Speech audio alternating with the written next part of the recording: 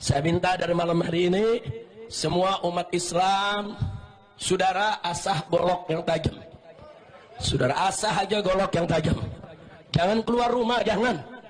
Kalau mereka demo damai, tenang, silakan. Masuk Jakarta damai, keluar dari Jakarta tenang, betul. Tapi kalau mereka mau bikin huru hara di Jakarta, coba-coba ganggu keamanan, bakar-bakar halte, hei umat Islam, keluar dari rumahmu, bawa senjatamu, ganyang mereka, habisi di mana saja berada, saudara. Takbir. Caci maki dengan pemimpin, caci maki itu saya kira tidak baik. Itu bukan ajaran agama kita, itu bukan ajaran agama-agama lain pun. Saudara-saudara, rakyat kita tidak suka mereka-mereka yang bicaranya kasar, ya. Pribadi kita bukan pribadi seperti itu. Jangan bawa budaya-budaya dari mana. Bangsa Indonesia adalah bangsa yang penuh sopan santun.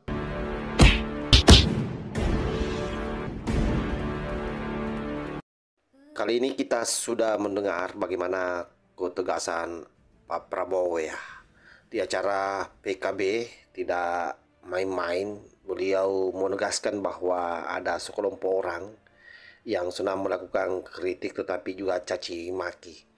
Bahkan secara tidak langsung beliau menunjuk kepada orang tertentu, hanya saja Pak Prabowo tidak menyebut namanya, tetapi bisa dipahami dari isi pernyataan beliau yang mengatakan bahwa jangan bawa-bawa budaya dari luar masuk di Indonesia, apalagi yang senang melakukan caci maki, karena itu bukan daripada budaya bangsa kita, yaitu bangsa Indonesia.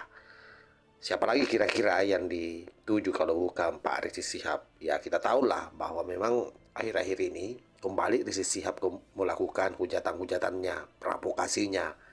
Bahkan sebagaimana video di awal yang saya sematkan itu, kita sudah mendengar sendiri bagaimana Pak Rizik Syihab memprovokasi rakyat di Jakarta dengan mendorong mereka mengasah parang dan mengasah celuritnya. Itu kan sudah bahasa provokasi dan benar-benar bukan kultur atau budaya bangsa kita. Inilah yang harus diantisipasi sahabat. Seperti apa ketegasan Pak Prabowo? Ini ada cuplikan videonya, kurang lebih beberapa menit di dalam acara PKB ya. Sangat luar biasa, ini kita simak secara bersama-sama. Punya budaya caci maki, jelek-jelekin, cari masalah, ya kan? Padahal saya percaya mereka ini mungkin sudah ditutup hatinya, ditutup matanya.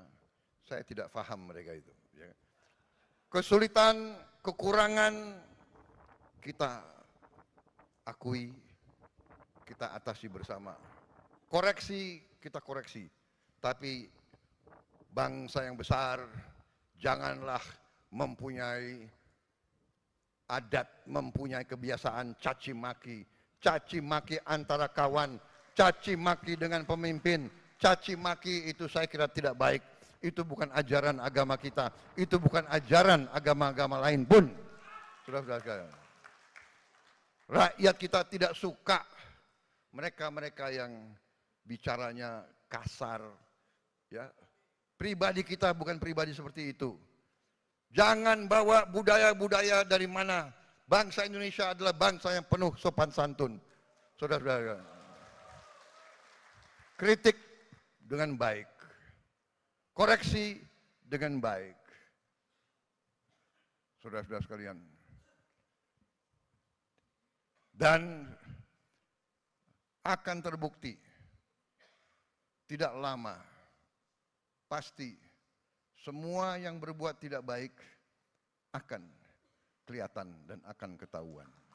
Oke, saya kira jelas ya apa yang ditegaskan oleh Pak Prabowo. Jadi siap-siaplah para kadrung, para perusuh yang selama ini selalu mengangkangi negara dengan isu-isu PKI-nya, dengan isu-isu yang menurut hemat saya adalah dalam rangka membangun kekuatan di negara kita, yaitu bagaimana mereka punya cita-cita besar bisa terwujudkan, yakni membangun negara khilafah.